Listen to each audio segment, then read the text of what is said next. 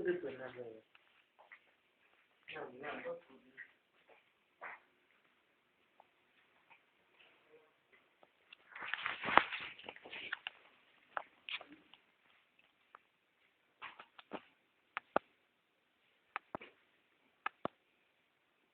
คนตื่นเมื่อนี่น่ะ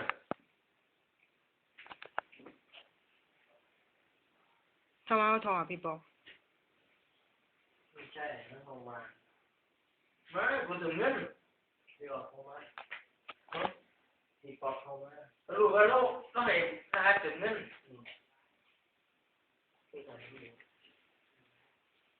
คนตื่นเมื่อจะใส่ยังไอ้ยังยังตัวหาเราผมรู้เหมือนกันว่ามันก็เด็กเป็นอะไรครับเป็นอะไรทำไมเป็นอะไร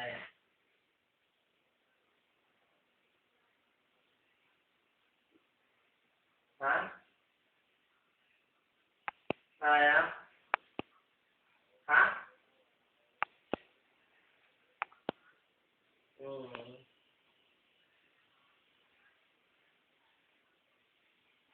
ไม่อยู่ไหนตอนนี้อยู่วัดอยู่วัดอะไรเหรออยู่วัดนู่นใช่ไหมรู้จักวัดรู้จักวัดอะไร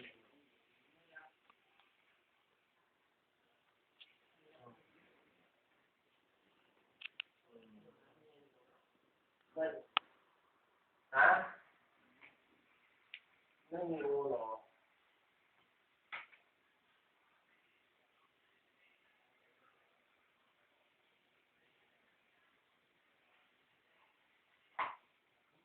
รู้จักรู้จักไม่ให้รู้จักเขาผมรู้จักเขาใส่น้ำเหลวฮะรอกินอยู่แต่รอเอาเสียงปกติ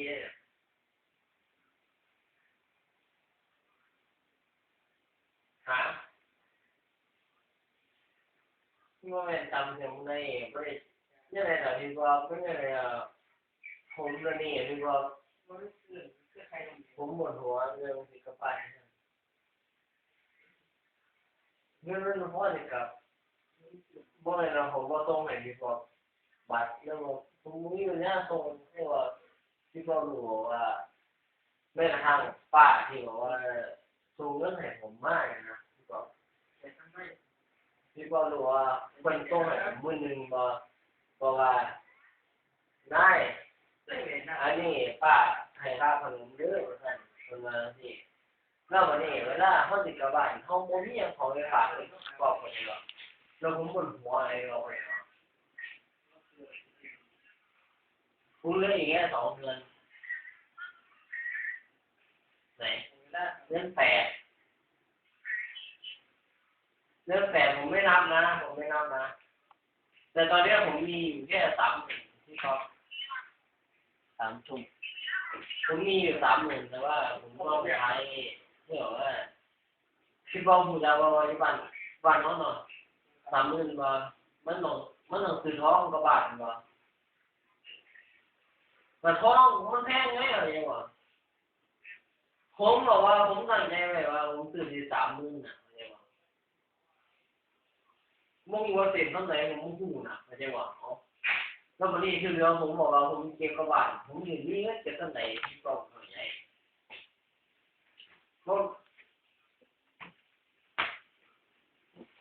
มันมีอะไรจะบาทแล้วพี่ก็ผมพูดเนาะผมมีเงินในจะบาทแล้วพี่ก็พูดมาเมื่อเวลาผมพูดตัวผมไม่ได้ตัวตอนนี้ผมเลย